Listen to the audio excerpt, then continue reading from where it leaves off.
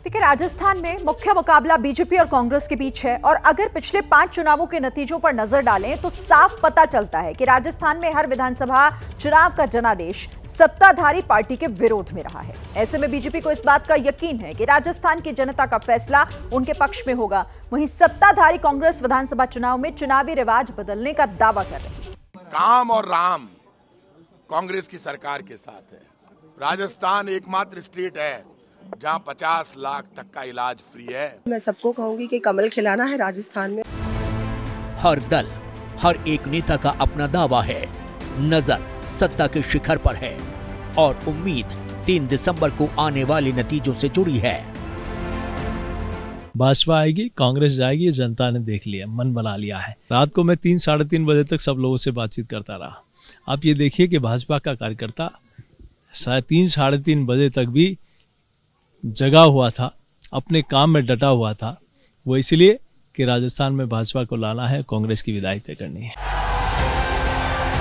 दरअसल बीजेपी को यकीन है 1998 के बाद से चला आ रहा मरुधरा का चुनावी रिवाज बदलेगा नहीं और राजस्थान के मतदाताओं का फैसला इस बार भी राज बदल देगा। भारतीय जनता पार्टी को जिताने की और जनता उत्सुक है और कांग्रेस राज को विदा करके और इस लोकतंत्र के महापर्व पर राष्ट्र के प्रति समर्पित सरकार आने वाली है। बीजेपी का दावा है कि इस बार राजस्थान में उसके खाते में 2013 से भी ज्यादा सीटें आएंगी। यानी बीजेपी का लक्ष्य 2013 में मिली 163 सीटों के आंकड़ों को पार करने का है। बीजेपी ने मुख्यमंत्री अशोक गहलोत की सरदारपुर सीट पर भी जीत का दावा ठोक दिया है। क्या सबसे प्रमुख कारण है कि आपको लग रहा है कि आप अशोक गहलोत को हरा देंगे?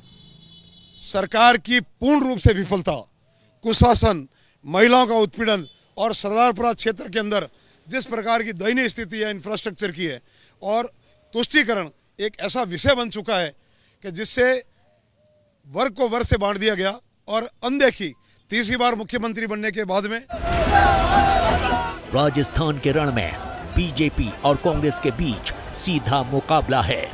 अपने प्रचार अभियान के दौरान बीजेपी ने राजस्थान की कानून व्यवस्था को मुद्दा बनाया तो कांग्रेस ने महंगाई को सबसे बड़ा मुद्दा बनाया। कांग्रेस के वचन पत्र में भी केंद्र में बीजेपी की सरकार के दौरान महंगाई का मुद्दा उठाया गया। मुख्यमंत्री अशोक गहलोत को विश्वास है कि 3 दिसंबर को राजस्थान का जनादेश पिछले 5 साल में हुए कार्यों और कांग्रेस के वादों के आधार पर आएगा। अच्छे काम हमने किए हैं, सरकार के विरोध में कोई लहर नहीं है। अगर आपका मुझ पर विश्वास है तो आप समझ लो मैं इलेक्शन लड़ा हूँ सब जगह से।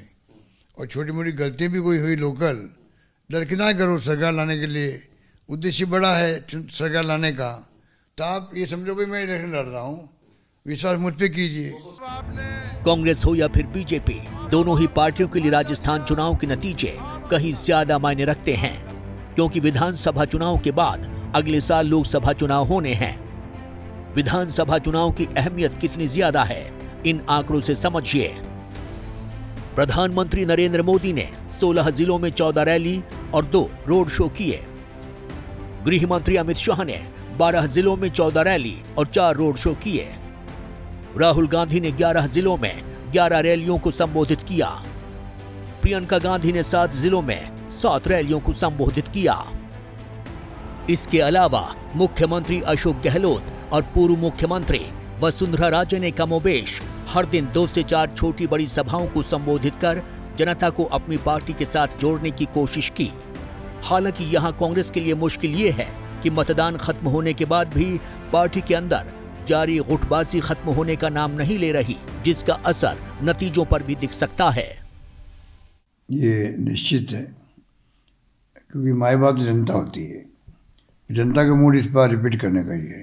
कहीं चले जाओ राजस्थान में एंटी इनकम्बेंसी नाम की चीज़ नहीं मिलेगी आपको सरकार के खिलाफ में। पर कोई भी एक व्यक्ति ना तो चुनाव लड़वा सकता है, ना जितवा सकता है, ना हरवा सकता है। टीम एफर्ट होता है, हारती भी टीम है, जीतती भी टीम है। कांग्रेस ही लड़ रही 200 सीटों पर, कांग्रेस लड़ रही है। निश्चित रूप से कांग्रेस ही लड़ रही है और कौन लड़ रहा है? तो कांग्रेस पार्टी के लिए वोट मांग रहे हैं। जो जीत के जाएगा कांग्रेस का विधायक बनकर जाएगा। और ये आप कभी कभी आप सब लोग बात फैलाते हैं गुट है गुट, कोई गुट नहीं है। हमारे यहाँ तो राहुल जी खड़गे जी गुट है कांग्रेस का। हम सब मिलकर चुनाव लड़ रहे हैं और मिलकर ही चुनाव जीतेंगे। यानी एक और राजस्थान का सियासी इतिहास कांग्रेस के पक्ष में नहीं है, तो दूसरी पार्टी के अंदर मतभेदों की खाई लगातार बढ़ रही है। वहीं सामूहिक नेतृत्व में चुनावी मैदान में उतरी बीजेपी कहीं ज्यादा संगठित नजर आई।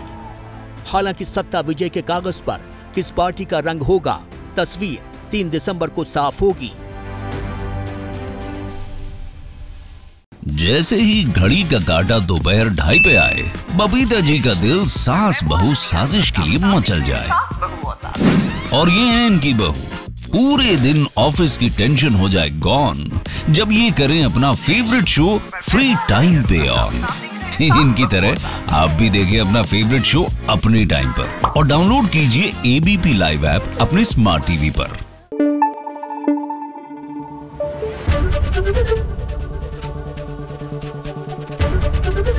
एबीपी न्यूज आपको रखे आगे।